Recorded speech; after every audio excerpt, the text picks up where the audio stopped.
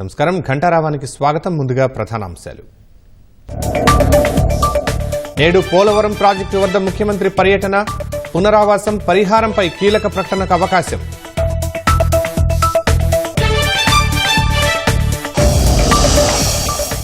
రాష్ట్రాభివృద్ధికి పర్యాటకమే game changer అన్న CM. 20% వృద్ధి rate లక్ష్యంగా పెట్టుకోవాలని కలెక్టర్లకు నిర్దేశం.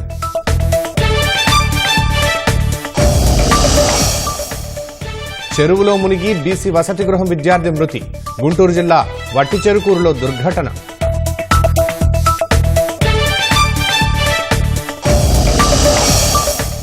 అనంత జిల్లాలోని 2 పెట్రోల్ బంకుల్లో చోరీ. మొత్తం 3,70,000 దోచుకెళ్లిన దుండగులు.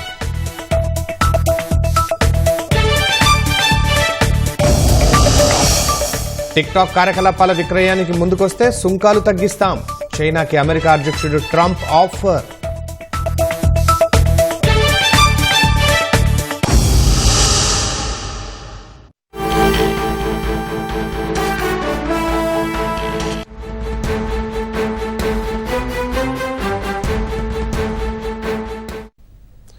గుంటూరు జిల్లా వట్టిచెరుకూరులో విషాదం జరిగింది. చెరువులో మునిగి బీసీ వసతి గృహ విద్యార్థి మృతి చెందాడు. మరింత సమాచారం మా ప్రతినిధి ఎస్పీ చంద్రశేఖర్ అడిగి తెలుసుకుందాం. చంద్రశేఖర్, ఘటన ఎలా జరిగింది? శర్మ, గుంటూరు జిల్లా వట్టిచెరుకూరులో బీసీ వసతి గృహం ఉంది. ఇక్కడ దాదాపు 40 మంది విద్యార్థులు ఇక్కడ ఉండి చదువుకుంటూ ఉన్నారు. అయితే వారికి సరైనటువంటి నీటి వసతి లేదు. ఒకసారి బోరు పనిచేయకపోవడం, ఒకసారి అలాగే ఆ పంచాయతీ నుంచి నీరు సరఫరా కావడంతో సమీపంలో ఉన్నటువంటి చెరువు నుంచి వారు నీరు తెచ్చుకొని స్నానాలు కావచ్చు, ఇతర కార్యకలాపాలకు వాళ్ళు ఉపయోగించుకునేవారు.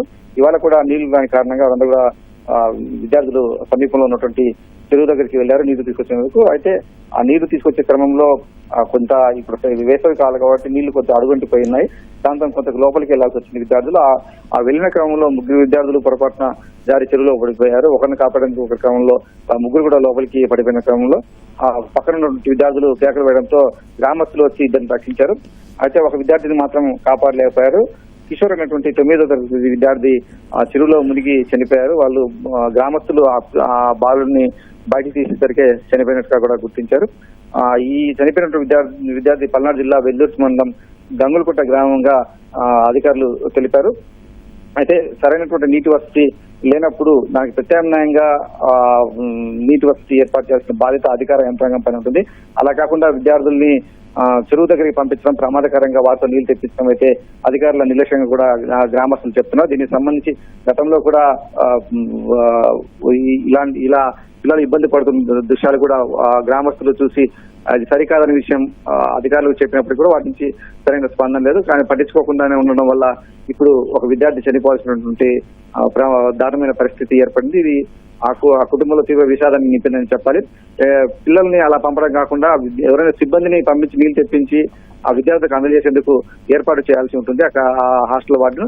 కానీ అందుకు భిన్నంగా విద్యార్థులను చెరువు వద్దకు వెళ్లి తెచ్చుకోవాలని సూచించడమే ఈ ప్రమాదానికి కారణంగా చెప్పుకోవచ్చు. ఎందుకంటే 9వ తరగతి 8వ తరగతి విద్యార్థులు కాబట్టి వాళ్ళకి పెద్ద వయసు ఉండదు. కొంతమందికి ఈత వచ్చు, కొంతమందికి ఈత రాకుండా ఉంటారు. కాబట్టి వాళ్ళను ఆ ప్రమాదంలోకి నెట్టేటువంటి చర్యగా కూడా దీన్ని చెప్తున్నారు. ఇది వార్డెన్ నిర్లక్ష్యము, అధికారుల యొక్క నిర్లక్ష్యం దీనిలో స్పష్టంగా కనిపిస్తుందని చెప్పేసి గ్రామస్తులు ఆరోపిస్తూ ఉన్నారు.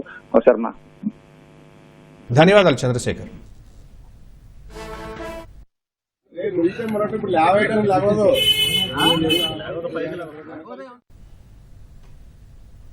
అనంతపురం జిల్లా ఉరవకొండ నియోజకవర్గంలోని 2 పెట్రోల్ బంకుల్లో దొంగలు 3,70,000 రూపాయలు దోచుకెళ్లారు.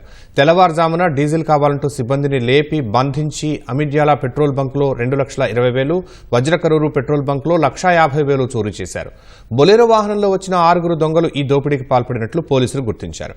పెట్రోల్ బంకుల వద్ద సీసీ కెమెరాలు ధ్వంసం చేసి నగదు దోచుకు వెళ్లినట్లు తెలిపారు.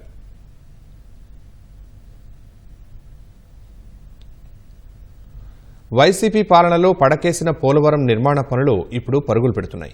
అధికారం చేపట్టిన 9 నెలల కాలంలోనే సీఎం 3వ పోలవరానికి వెళుతున్నారంటేనే ప్రాజెక్టుకి ఇస్తున్న ప్రాధాన్యత అర్థమవుతోంది. పునరావాసం, పరిహారం సహా పలు అంశాలపై నేడు సీఎం కీలక ప్రకటనలు చేసే అవకాశం ఉందనే చర్చ జరుగుతోంది. ఉదయం 10:55 పోలవరం వ్యూ పాయింట్కు వెళ్లనున్న సీఎం మధ్యాహ్నం 3 గంటల వరకు పరిశీలన జరపనున్నారు. అనంతరం అధికారులతో సమీక్ష నిర్వహిస్తారు. ఏపీ జీవనాడిగా చెప్పుకునే పోలవరం ప్రాజెక్టు పనుల్ని గడువులోగా పూర్తి చేసే కృతనిశ్చయంతో ఉన్న కూటమి ప్రభుత్వం ఆ దిశగా ముందుకు వెళుతోంది. గతంలో సోమవారాన్ని పోలవరంగా మార్చుకుని పోలవరం పనుల్ని పరుగులు పెట్టించిన సీఎం మరోసారి అదే ఒరవడి కొనసాగిస్తున్నారు. గతేడాది డిసెంబర్ 16న రెండోసారి ప్రాజెక్టు నిర్మాణంపై సీఎం చంద్రబాబు క్షేత్రస్థాయిలో పర్యటించి సమీక్షించగా ఈ ఏడాది జనవరి 18న డయాఫ్రమ్ వాల్ నిర్మాణ పనులు ప్రారంభమయ్యాయి. 389 ప్రైమరీ, సెకండరీ ప్యానెల్స్ నిర్మించాల్సి ఉండగా ఇప్పటికీ 28 ప్రైమరీ ప్యానెల్స్ నిర్మాణం పూర్తి చేశారు.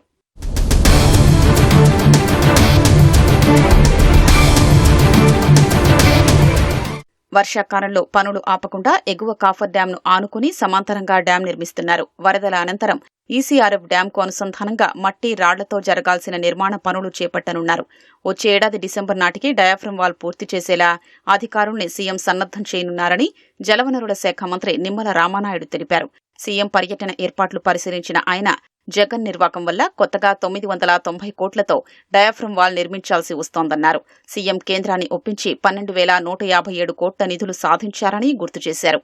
జగన్మోహన్ రెడ్డి అధికారంలోకి వచ్చిన తర్వాత కాగితాల మీద 2% పురోగతి చూపించారు గాని 20-30% వెనక్కి నెట్టేసి విధ్వంసానికి గురి చేసినటువంటి పరిస్థితి. ఇటువంటి స్థితిలో చంద్రబాబు నాయుడు గారు ముఖ్యమంత్రిగా ప్రమాణ స్వీకారం చేసినటువంటి వారం రోజుల్లోనే పోలవరం ప్రాజెక్టు క్షేత్రస్థాయి పర్యటన చేశారని అంటే పోలవరం మీద చంద్రబాబు నాయుడు గారు ఇచ్చేటువంటి ప్రాధాన్యత ఏంటనేది అదే ఒక ఉదాహరణ అనే విషయాన్ని కూడా ఈ సందర్భంగా తెలియజేసుకుంటూ ఆయన షెడ్యూల్ ఇచ్చారో ఆ షెడ్యూల్ పనుల్ని రివ్యూ చేసేటువంటి విధంగా అంటే డయాఫ్రమ్ వాల్ ఏదైతే ఉందో మరి అది మొన్న జనవరి 18వ తేదీన ప్రారంభించబడి ఇప్పుడు 2 కట్టర్లు పనిచేస్తూ ఉన్నాయి. 3వ కట్టర్ కూడా ఏప్రిల్ మొదటి వారంలో ప్రారంభించి 2025 డిసెంబర్ కల్లా డీవాల్ నిర్మాణం పూర్తవ్వాలనేటువంటిది. అదేవిధంగా ఈసీఆర్ఎఫ్ డ్యామ్ ఏప్రిల్ లో గ్యాప్ 1 దగ్గర, నవంబర్ లో గ్యాప్ 2 దగ్గర డీవాల్ కి ప్యారలల్ గానే నిర్మాణం ప్రారంభించి 2027 డిసెంబర్ కల్లా పూర్తి చేయాలనేటువంటి షెడ్యూల్ ఏదైతే ఉందో దానికి అనుగుణంగా పనుల్ని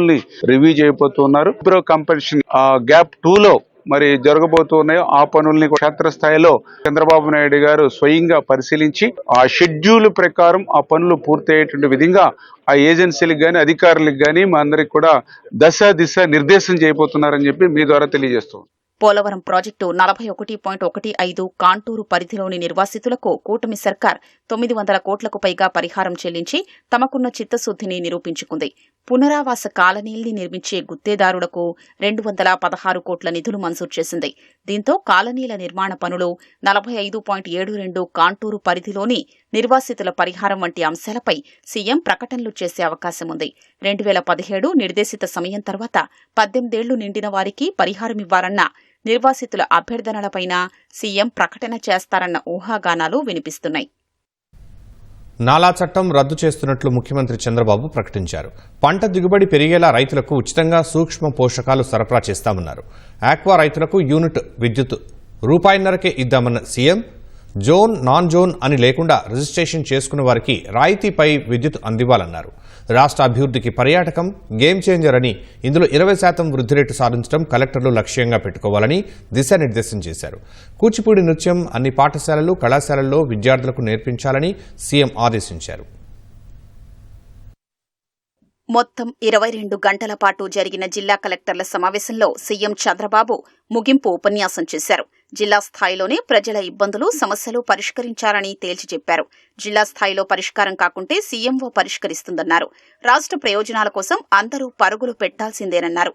కూటమి ప్రజాప్రతినిధులందరికీ అధికారులు గౌరవమివ్వాలన్నారు.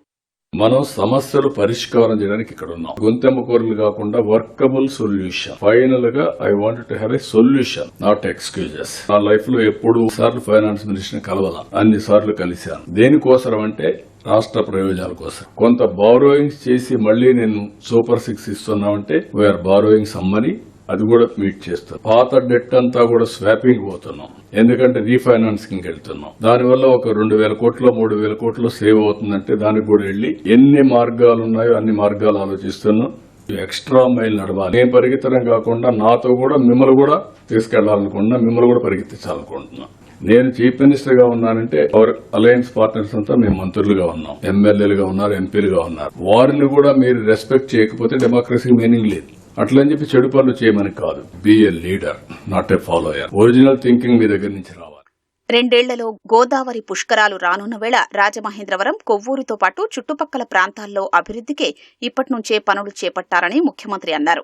రాజమహేంద్రవరం ప్రాంతం గోదావరి జిల్లాలకు గ్రోత్ ఇంజిన్గా మారాలని అభిప్రాయపడ్డారు. కడియం నర్సరీలకు ఉపాధి హామీ పథకాన్ని అనుసంధానం చేయాలని సూచించారు. రాష్ట్ర వ్యాప్తంగా కనీసం 10 టూరిజం ఈవెంట్లు నిర్వహించాలన్నారు. అంతర్జాతీయ పర్యాటకుల్ని ఆకర్షించేలా చర్యలు ఉండాలన్నారు. కోనసీమ తలసరి ఆదాయం పెంచుకునే విషయంలో ఎందుకు వెనకబడుతోందో పరిశీలించి చర్యలు తీసుకోవాలన్నారు. నవంబర్లో సత్యసాయి శత జయంతి వేడుకలకు ఇప్పటినుంచే ఏర్పాట్లు చేసుకోవాలన్నారు. పోలవరం ఈ సరౌండింగ్స్ లో మినిమం ఒక 5,000 రూమ్స్ రావాలనేది మన ఆలోచన. ఈవెన్ పోలవరం దగ్గర కూడా ఒక 4-5 హోటల్స్ వస్తాయి, ఇక్కడ రాజమండ్రిలో వస్తాయి. ఇక్కడ నేను ఆల్ కలెక్టర్స్ రిక్వెస్ట్ చేసేది has to focus more on tourism. This is a growth engine and also game changer. Temple tourism, అదే సమయంలో బ్యూటిఫుల్ ప్లేసెస్ ఉన్నాయి. గండికోట, గోదావరి, పాపికొండలైతే one of the most scenic place. Dindi, eco tourism, venture tourism, waterfalls గానీ చాలా ఉన్నాయి. అన్ని కూడా ఉపయోగించుకొని మీరు కొంచెం స్పెషల్ ఫోకస్ పెట్టి ఇక్కడ Buddhism, Amaravati, Saibaba spiritual centre ఇవన్నీ ఉన్నాయి. మనం ఇంటర్నేషనల్ టూరిస్టులు కూడా అట్రాక్ట్ చేసే పరిస్థితి రావాలి. సాంస్కృతిక వైభవాన్ని చాటేలా నిరంతరం కార్యక్రమాలు నిర్వహించాలని సీఎం సూచించారు. ఇందుకోసం విశాఖ, తిరుపతిలో ప్రత్యేకంగా కల్చరల్ సెంటర్లను ఏర్పాటు చేయాలన్నారు. విశాఖలోని సెంటర్కు గాయని సుశీల పేరును, తిరుపతిలోని సెంటర్కు ఘంటసాల లేదా ఎస్పీ బాలసుబ్రహ్మణ్యం పేరును పెడదామన్నారు. కూచిపూడి నృత్యాన్ని పెద్ద ఎత్తున ప్రమోట్ చేయాలన్నారు. కూచిపూడిది దట్ ఇస్ మన వారసత్వం. అది ఇమ్మీడియట్ గా మీరు విజిట్ చేసి what is the infrastructure is available, what is the infrastructure we have to provide, రెండు వర్కౌట్ చేసి మీరు దాన్ని అన్ని స్కూల్స్ లో, కాలేజీల్లో కూడా మనం ఇది చేసే పరిస్థితి రావాలి. కల్చర్ ని అబౌట్ టు ప్రమోట్. ఈ కూచిపూడి గానీ ఇవన్నీ గానీ మన కల్చర్ ని కంటిన్యూగా ప్రమోట్ చేయాలి. మ్యూజికల్ ఫెస్టివల్స్ ఇవన్నీ పెడతానే ఉండాలి. బుడమేరు వరద సమస్యకు శాశ్వత పరిష్కారం చూపాలన్న సీఎం ఇప్పటికే దీనికి నిధులు కేటాయించామని తెలిపారు. తిరువూరులో కిడ్నీ సమస్యకు పరిష్కారం చూపడంతో పాటు వ్యాధి నియంత్రించాలన్నారు. గుంటూరు ఛానల్ ఆధునికీకరణపై దృష్టి పెట్టారని సూచించారు. మచిలీపట్నం ఫిషింగ్ హార్బర్ సమస్యను పరిష్కరిస్తామన్నారు. మెడికల్ కళాశాలలు ఏ జిల్లాల్లో లేవో అక్కడ ప్రతిపాదనలు పంపాలన్నారు. కర్నూలు జిల్లా అభివృద్ధిపై ప్రత్యేకంగా దృష్టి సారించాల్సి ఉందన్నారు. గుండ్రేవుల ప్రాజెక్టు విషయంలో అంతర్రాష్ట్ర సమస్య ఇమిడి ఉందని పరిష్కరించేందుకు ప్రయత్నిస్తున్నామన్నారు. పందికోన ప్రాజెక్టుకు 210 కోట్ల నిధులు ఇస్తామని హామీ ఇచ్చారు. రాయలసీమ స్టీల్ ప్లాంటును రికార్డు సమయంలో పూర్తి చేయాలన్నారు. జాతీయ రహదారుల పక్కనున్న పొలాలు, ఖాళీ స్థలాల్లో పామాయిల్ పెంచాలని కేంద్ర ప్రభుత్వం చెబుతోందని, దీన్ని ప్రోత్సహిద్దామని కలెక్టర్లకు సూచించారు. మహిళల పొదుపు సంఘాల సొమ్మును ముట్టుకోవద్దని సీఎం తేల్చి చెప్పారు. పంచగ్రామాల సమస్య తీర్చకపోవడంపై సీఎం ఆగ్రహం వ్యక్తం చేశారు. చెప్పిందే చేస్తామనే ధోరణిని కలెక్టర్లు వీడాలని సీఎం సూచించారు. వచ్చే సదస్సులో ప్రశ్నలు, సమాధానాల రూపంలో నిర్వహిస్తామన్నారు. ఏదో నేను చెప్పింది ఒకటి చేసి సరిపోతుంది, సిఎస్ అడిగాడు చేద్దాం, మా సెక్రటరీ చెప్పాడు చేద్దాం అని కాకుండా ఏదైనా ఒక పని కాలేదు, మేము రిపోర్ట్ పెట్టాం, you had a first hand information, go to his house as a surprise, then it will give a tremendous mileage. మీరు పర్ఫార్మెన్స్ చూపించడానికి క్రియేటివ్ వర్క్ ఈ సైడ్ ఉండేవాడికి ఇవ్వాలి. మళ్ళా 5 ఏళ్ళు ఓటింగ్ మీద వెళ్ళిపోతా ఉంటాం, మీరు పోరు ఓటింగ్ కి. But you will have a satisfaction. Time వచ్చినప్పుడు మీ జిల్లాలో రెవెన్యూ కలెక్షన్స్ కూడా మీ ముందర పెడతాను. నేను I'm very clear on that. ఏదో కలెక్టర్ అంటే కొన్ని పనులు చేస్తున్నాం, అన్నీ మాకు సంబంధం లేదు, లేదంటే మీరు చెప్పిందే చేస్తాం అంటే కాకుండా you are the district collector and magistrate. Next meeting లో ఈ స్ట్రక్చర్ కూడా లేకుండా క్వశ్చన్ ఆన్సర్స్ వస్తా. ఒకటి చెప్పి దాని మీదనే డిబేట్ జరుగుతుంది, ఎందుకు చేయలేకపోయారని. ఎవరైతే లాస్ట్ పర్ఫార్మెన్స్ వచ్చారో వాళ్ళ గురించి డిస్కస్ చేద్దాం. అంటే కాంపిటేటివ్ స్పిరిట్ ఎవరినో కించపరచాలని కాదు. సత్యవర్ధన్ అపహరణ దాడి కేసులో వంశీ బెయిల్ పిటిషన్పై శుక్రవారం తీర్పు వెలువడనుంది. విజయవాడలోని ఎస్సీ ఎస్టీ కోర్టులో మిగిలిన 4 నిందితుల బెయిళ్లపైన వాదనలు పూర్తయ్యాయి. దీంతో న్యాయాధికారి హిమబిందు తీర్పును రిజర్వ్ చేశారు. మిగిలిన నిందితులు గంటా వీర్రాజు, వెంకట శివరామకృష్ణ ప్రసాద్, లక్ష్మీపతి, వేల్పుల వంశీ బెయిళ్లపై వచ్చే నెల 1న తీర్పు రానుంది. న్యాయాధికారి ఆదేశాల మేరకు కేసు దర్యాప్తు అధికారి ఏసీపీ దామోదర్ కోర్టులో హాజరయ్యారు. గత వారం కోర్టులో సమర్పించిన అదనపు మెమోల్లోని అంశాలకు కట్టుబడుంటారా అని ప్రాసిక్యూషన్ తరపు వాదిస్తున్న రాజేంద్ర ప్రసాద్ ఏసీపీని ప్రశ్నించారు. వాటికి కట్టుబడి ఉంటారని తెలిపారు. వీటి గురించి ఏసీపీని కూడా న్యాయాధికారి ప్రశ్నించారు. అందులో ఉన్న అంశాలకు కట్టుబడి ఉన్నానని సమాధానం ఇచ్చారు. వీటిపై ఆయన వివరణ ఇచ్చారు. రాతపూర్వకంగా ఇస్తారా అని అడగ్గా హైకోర్టులో కేసు పెండింగ్లో ఉన్న దృష్ట్యా ఇవ్వలేనని తర్వాత ఏసీపీ సమాధానమిచ్చారు. నిందితుడు తీవ్ర వెన్నునొప్పితో ఇబ్బంది పడుతున్న కుర్చీతో పాటు మడత పరుపును వాడుకునేందుకు న్యాయాధికారి అనుమతి ఇచ్చారు.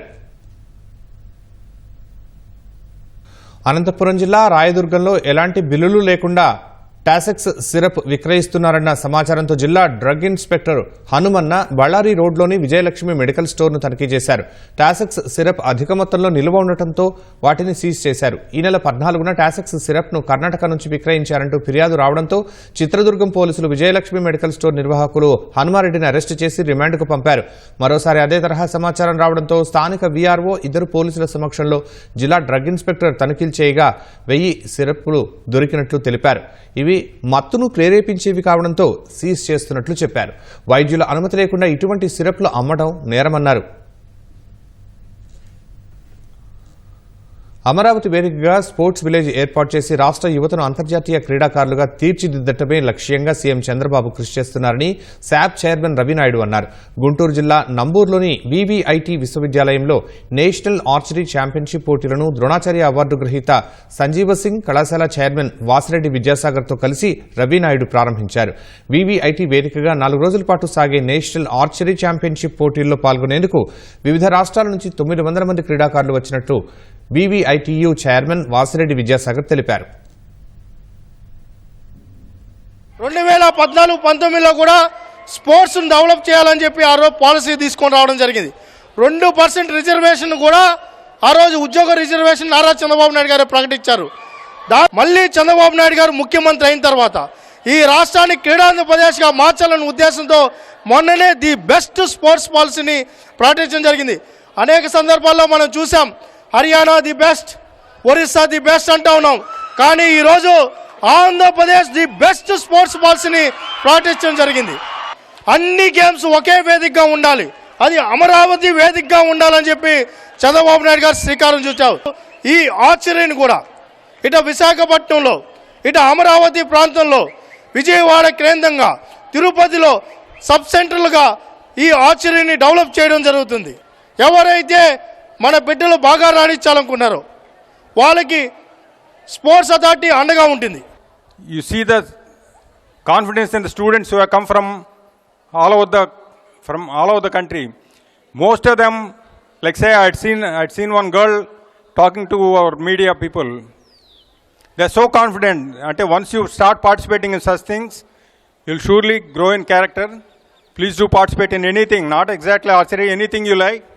Thank you very much. రాష్ట్ర వ్యాప్తంగా ఉన్న మరిన్ని వార్తలను ఇప్పుడు సంక్షిప్తంగా చూద్దాం.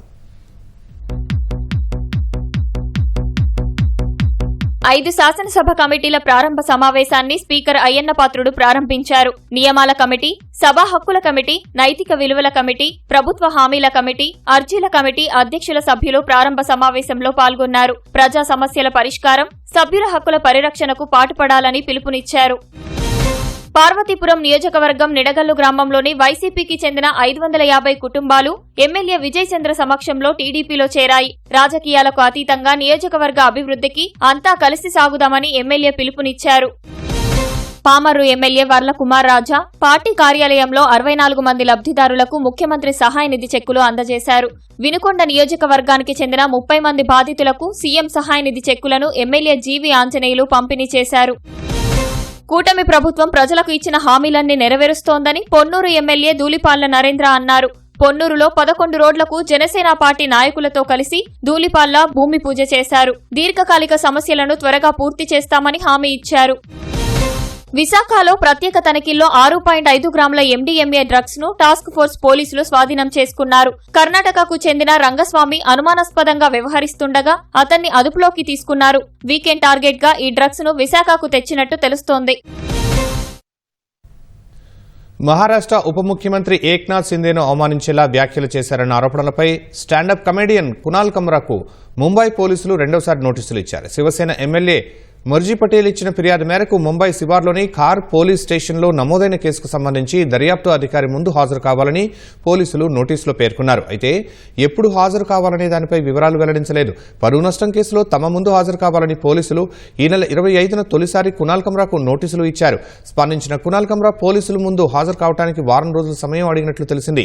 ఇటీవల ముంబైలోని హ్యాబిటాట్ స్టూడియోలో జరిగిన ఓ కార్యక్రమంలో ఏక్నాథ్ సింధేపై కునాల్ అభ్యంతరకర వ్యాఖ్యలు చేశారు. ఆయన్ను ద్రోహితో పోల్చడం సహా ఓ హిందీ పాటలోని చరణాలను రాజకీయాలకు అనుగుణంగా మార్చి పాడటంతో వివాదం చెలరేగింది.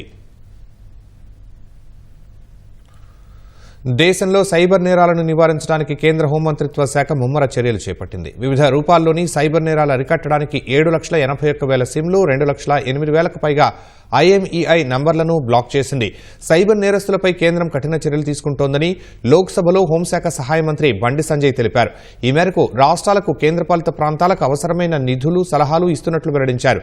ఇప్పటివరకు 13,36,000 ఫిర్యాదుల్లో 4,386 కోట్ల నగదును సైబర్ నేరగాళ్ల చేతుల్లోకి వెళ్లకుండా ఆపినట్లు వివరించారు. 3,962 స్కైప్ ఐడీలు, 83,668 వాట్సాప్ ఖాతాలను బ్లాక్ చేసినట్లు పేర్కొన్నారు. టోల్ ఫ్రీ నంబర్ 1930కి కాల్ చేసి సైబర్ ఫిర్యాదులు చేయవచ్చని కేంద్ర మంత్రి సూచించారు. సైబర్ నేరాలపై సామాజిక మాధ్యమాల ద్వారా కూడా ప్రజల్లో అవగాహన కల్పిస్తున్నట్లు బండి సంజయ్ తెలిపారు. అమెరికాలో టిక్టాక్ కార్యకలాపాల విక్రయానికి చైనా ముందుకు వస్తే ఆ దేశంపై సుంకాల తగ్గింపును పరిశీలిస్తారని అధ్యక్షుడు డొనాల్డ్ ట్రంప్ తెలిపారు. టిక్టాక్ మాతృ సంస్థ బైట్డాన్స్ అమెరికాలో తన కార్యకలాపాలను ఏప్రిల్ 5లోగా ఇతర సంస్థకు విక్రయించాల్సి ఉంది. లేకుంటే అగ్రరాజ్యంలో టిక్టాక్పై నిషేధం అమల్లోకి రానుంది.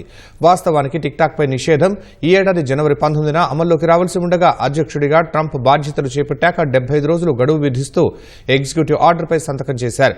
ఈ క్రమంలోనే ట్రంప్ వ్యాఖ్యలు చేసినట్లు తెలుస్తోంది. అవసరమైతే గడువును మరోసారి పొడిగిస్తారని ట్రంప్ తెలిపారు. టిక్టాక్లో అమెరికాకు చెందిన కంపెనీకి 50% వాటా ఉంటుందని గతంలో ట్రంప్ వెల్లడించారు. అమెరికా అధ్యక్షుడు డొనాల్డ్ ట్రంప్ సుంకాల మోత మోగిస్తూనే ఉన్నారు. తాజాగా అమెరికాకు దిగుమతయ్యే వాహనాలపై 25% టారిఫ్ విధిస్తున్నట్లు ప్రకటించారు. ఈ మేరకు ఎగ్జిక్యూటివ్ ఆర్డర్పై సంతకం చేశారు. ఏప్రిల్ 3 నుంచి ఈ టారిఫ్లు అమలయ్యే అవకాశం ఉంది. ఈ చర్య దేశీయ తయారీని ప్రోత్సహిస్తుందని శ్వేతసౌధం తెలిపింది. ఏడాదికి $100 బిలియన్ మేర రెవెన్యూ వస్తుందని పేర్కొంది. అయితే విడి భాగాలను ఇతర దేశాల నుంచి దిగుమతి చేసుకుంటున్న తరుణంలో ట్రంప్ చర్య వాహన పరిశ్రమపై ఆర్థిక ఒత్తిడి తీసుకొస్తుందని నిపుణులు చెబుతున్నారు. అమెరికా వాహన తయారీదారులు వివిధ దేశాల నుంచి విడి భాగాలు దిగుమతి చేసుకుంటున్నారని, తద్వారా ఖర్చులు పెరిగి అమ్మకాలు తగ్గే అవకాశం ఉందని హెచ్చరిస్తున్నారు. ట్రంప్ ప్రకటన తర్వాత దిగ్గజ సంస్థ జనరల్ మోటార్స్ షేరు 3% పతనమైంది. సుంకాలు విధించడం వల్ల బయటి దేశాలకు తరలి వెళ్లిన సంస్థలన్నీ మళ్లీ అమెరికాలో తమ ప్లాంట్లను ఏర్పాటు చేయడానికి ముందుకొస్తాయని ట్రంప్ గతంలో చెప్పారు. అయితే ఇప్పటికీ అమెరికాలోని వాహన తయారీ సంస్థలు కెనడా, మెక్సికో సహా ఇతర దేశాల నుంచి విడిభాగాలను దిగుమతి చేసుకుంటున్నాయి.